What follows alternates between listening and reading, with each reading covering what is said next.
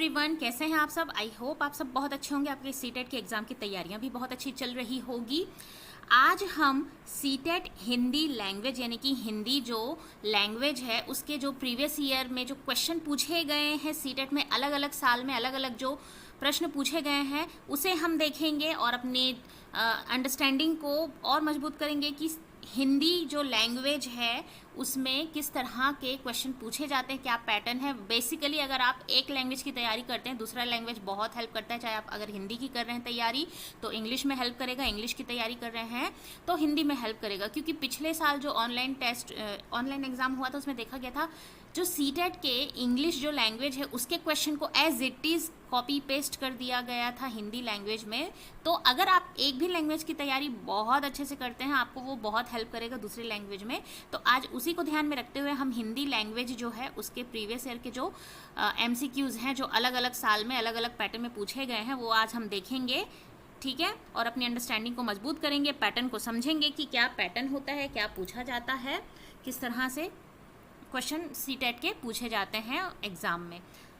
आगे बढ़ने से पहले ये कुछ मेरे बारे में है। जैसा कि आप सभी जानते हैं मेरा नाम है निर्मला साहू और मैं स्वागत करती हूँ आप सभी का अपने यूट्यूब चैनल नीरूज लर्निंग हब पे, जहाँ पे मैं आपको सीटेट के हर सब्जेक्ट और सब्जेक्ट के कंटेंट और पेडागोजी की तैयारी करवाती हूँ। और मेरा नाम है निर्मला साहू। मैंने बीएड में टॉप किया हुआ था। सीटेट पेपर 1 पेपर 2 मैंने सेल्फ स्टडी से क्वालिफाई किया हुआ था और as a PGT English teacher मुझे कई सालों का गवर्नमेंट स्कूल में टीचिंग का एक्सपीरियंस है। चलिए बिना समय गंवाए हम देखते हैं जो हमारा सीटेट में जो हिंदी लैंग्वेज में क्या क्वेश्चन पूछा गया उसे हम देखेंगे। पहला जो क्वेश्चन है देखते हैं, पाठ्यचर्या सहगामी क्रियाएं जैसी गीतें, संवाद, अंताक्षरी, भाषण, वाद विवाद आदि में सहायक क्या है। ऑप्शन देख लेते हैं। भाषा और साहित्य को समझने में, अधिक अंक प्राप्त करने के लिए, समय और श्रम की बचत करने के लिए, किसी शिक्षक के काम के बोझ को कम करने के लिए। आप सभी जानते हैं ये तीनों ऑप्शन गलत है कि शिक्षक का जो भार है मतलब वर्क बर्डन है वो कम हो और समय बचाने के लिए या अंक प्राप्ति के लिए नहीं किया जाता है। ये सब जो क्रियाएं कलाप होती हैं, गीत, संवाद, अंताक्षरी, भाषण, वाद विवाद, ये सब जो कुछ भी एक्टिविटीज़ होती है वो भाषा और साहित्य को समझने के लिए कक्षा में कराया जाता है। तो हमारा फर्स्ट आंसर सही हो जाएगा, ठीक है। नेक्स्ट क्वेश्चन देखते हैं।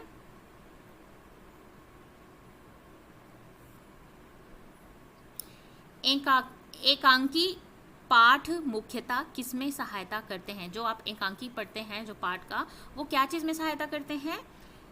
तो देख लेते हैं ऑप्शन। लेखन कौशल का विकास, संदर्भ के अनुसार उचित उतार चढ़ाव के साथ बोलना, वाक्य संरचना की जानकारी, अभिनय की कुशलता। तो हमारा आंसर हो जाएगा बी नंबर, संदर्भ के अनुसार उचित उतार चढ़ाव के साथ बोलना। इसको वो क्या करता है, सहायता करता है, ठीक है। इसमें सहायता करता है एकांकी पाठ जो है आप जब करते हैं, ठीक है।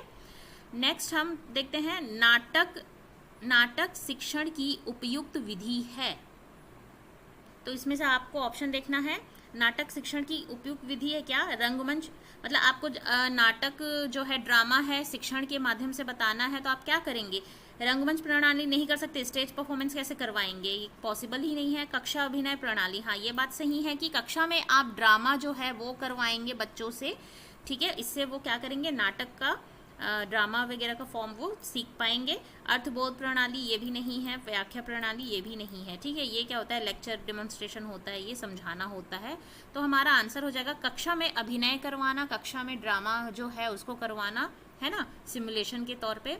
इससे वो क्या करेगा, नाटक शिक्षण की उपयुक्त विधि होती है, उससे वो सीखेगा, ठीक है। नेक्स्ट हम देखते हैं, किसी भी कहानी सुनते समय बच्चे कहानी के लंबे लंबे वाक्यों से घबराते नहीं हैं, बशर्ते वाक्य, मतलब जब आप क्लास में स्टोरी सुनाते हैं, ठीक है, उसके जो लंबे लंबे वाक्य होते हैं, सेंटेंस होते हैं, उसे सुनकर बच्चा घबराता नहीं है, ठीक है। लेकिन क्या उसकी कंडीशन होनी चाहिए, क्या होना चाहिए। तो ऑप्शन देख लेते हैं, सीधे व सरल हो। सीधे व सरल, देखिए सरल तो होने चाहिए, सीधे तो नहीं होगा, लंबा होगा तो थोड़ा कॉम्प्लिकेटेड होगा, है ना। तो ये गलत हो जाएगा। सार्थक तथा मज़ेदार होना चाहिए, सार्थक मतलब मीनिंगफुल होना चाहिए, मज़ेदार होना चाहिए, तो बच्चे को बहुत मज़ा आएगा, वो एकदम मतलब दिमाग से ही हटा देगा कि बहुत ज़्यादा बड़ा है, इस तरह का जो कॉम्प्लिकेशन उसके दिमाग में चलेगा वो आएगा ही नहीं, क्योंकि जब वो इन्जॉय कर रहा है तो ये सब चीज़ों को वो बॉदर नहीं करेगा। तो सार्थक और मज़ेदार है तो बहुत इंटरेस्ट लेके बच्चा सुनेगा, इंटरेस्टिंग रहेगा और मीनिंगफुल रहेगा। तो ये ये जो प्रक्रिया अगर आप अपनाते हैं तो बच्चे को बड़े बड़े वाक्यों से भी घबराहट नहीं होती है। ज़ोर से बोलने से कुछ नहीं होगा, पहले से सुने हुए हों उससे भी कोई फ़र्क नहीं पड़ता। आपका आंसर बी सही हो जाएगा, सार्थक तथा मज़ेदार होना चाहिए। मोहन की शिक्षिका केवल उसकी व्याख्या संबंधी त्रुटियों को दूर करती है, यह मतलब मोहन की जो टीचर है वो व्याख्या यानी कि जो वो बोलता है, व्याख्या करता है, उससे संबंध मतलब रीडिंग वगैरह से संबंध जो त्रुटि है, बोलने में कहीं पे अटक रहा है, गलत बोल रहा है, मिस स्पेल कर रहा है, उस त्रुटि को सुधारती है। तो ये क्या होता है, ये उपचारात्मक शिक्षण होती है। ठीक है, उपचार कर रही है मतलब कि क्या बोलते हैं, उसको सुधार रही है ना, सही कर रही, करेक्शन कर रही है, उसको हम उपचारात्मक शिक्षण कहते हैं। ठीक है, पहले में बोला है उपचारात्मक शिक्षण नहीं है तो ये गलत हो जाएगा, क्योंकि ये उपचारात्मक शिक्षण है। ठीक है, स्पष्टता से नहीं कहा जा सकता, ये भी गलत है। यह निदानात्मक, देखिए रेमेडियल एक्शन तब होता है जब आप प्रॉब्लम को देखते हैं, ढूंढते हैं, डायग्नाइज करते हैं, उसके बाद उसको प्रॉब्लम देते हैं। यहाँ पे तो कोई प्रॉब्लम नहीं है, वो पढ़ रहा है, जहाँ पे मिस्टेक कर रहा है, मिस स्पेल कर रहा है, उसको वो क्या कर रही है टीचर, उपचारात्मक शिक्षण के फॉर्म पे उसको करेक्शन कर रही है, उसको बता रही है। ठीक है, नेक्स्ट हम देखते हैं, अगेन उपचारात्मक पे आ गया है, डायग्नोसिस पे। उपचारात्मक शिक्षण महत्वपूर्ण भूमिका निभाता है किसमें, कहानी याद करने में नहीं, कविता याद करने में नहीं, नाटक लेखन में नहीं, उच्चारण संबंधी दोषों के निवारण में। ठीक है, क्योंकि जो उच्चारण मतलब जो होता है आपका, जब आप रीडिंग वगैरह करते हैं, प्रोनाउंस करते हैं, उस समय अगर आप गलत पढ़ते हैं, गलत बोलते हैं, उसको वो ठीक करता है। तो ये हमारा 4th डी नंबर सही हो जाएगा। देखिए, इससे पहले हमने जस्ट पढ़ा था कि व्याख्या करते समय यानी उच्चारण या रीडिंग कर रहा है मतलब बोलने से संबंधित है, उस त्रुटि को दूर करने के लिए उपचारात्मक शिक्षण होता है। सेम नेक्स्ट ईयर के क्वेश्चन में ये आ गया है, उपचारात्मक शिक्षण महत्वपूर्ण भूमिका निभाता है किसमें, उच्चारण संबंधी। देखिए, पैटर्न को समझने की कोशिश कीजिए, दोनों जो क्वेश्चन है वो एक ही तरह से है लेकिन पैटर्न को घुमा के दिया है। तो अगर आप टॉपिक को अच्छे से समझेंगे तो आपको कोई परेशानी नहीं होगी, जबकि दोनों ही क्वेश्चन बिल्कुल रिलेट करता हुआ है, बस आपको समझना है इत्मीनान से कि बोला क्या गया है। नेक्स्ट हम देखते हैं, निम्नलिखित में से कौन सा भाषा की कक्षा में कहानी सुनाने का मूल उद्देश्य है। मतलब कि अगर आप स्टोरी सुनाते हैं क्लास में तो उसका मूल उद्देश्य क्या होता है, बच्चों का मनोरंजन करना। सिर्फ मनोरंजन नहीं होता है, वो ज़रूरी है, एक पार्ट है, लेकिन सिर्फ वही मुख्यता नहीं है कि आप मनोरंजन करने के लिए बच्चों को कक्षा में कहानी सुनाते हैं। बच्चों की कल्पना शक्ति का विकास, हाँ, कल्पना शक्ति का विकास मतलब उनकी जो इमेजिनेशन स्किल है, स्टोरी सुन रहे हैं तो इमेजिन कर पाएँ, सोच पाएँ, उनकी क्रिएटिविटी बढ़े, इसके लिए ध्यान दिया जाता है मुख्यतः। बच्चों में किसी वाक्य को सुनकर उसे दोहराने, देखिए दोहराने, रिपीटेशन, ये वाली बात तो गलत ही होती है। बार बार हम आपको एक ही चीज़ कहते हैं कि जहाँ पे दोहराना, ड्रिल करना, रिपीटेशन करना, रोट करना, ये सब गलत हो जाता है, तो ये यहीं पे नेगेटिव है, ये गलत है। बच्चों को अनुशासन में रखना, डिसिप्लिन में रखने के लिए ये कोई तरीका नहीं होता है। हमारा ऑप्शन बी सही हो जाएगा। बच्चों की जो कल्पना शक्ति का विकास होता है, इमेजिनेशन पावर होती है, इमेजिनेशन स्किल होती है, उसको बढ़ाता है, इससे उनकी क्रिएटिव एबिलिटी बढ़ती है, एनालिटिकल एबिलिटी बढ़ती है। ठीक है, नेक्स्ट देखते हैं, नाटक, गद्य और पद्य हमारी खालिस्तान संवेदना को धार प्रदान करने के साथ साथ हमारे जीवन के खालिस्तान पहलू को समृद्ध करते हैं। सही विकल्प क्या है, देखिए नाटक, गद्य, पद्य ये जो होता है, ठीक है, ये हमारी कौन सी संवेदना को धार प्रदान करती है और हमारे कौन से जीवन के पहलू को समृद्ध करती है।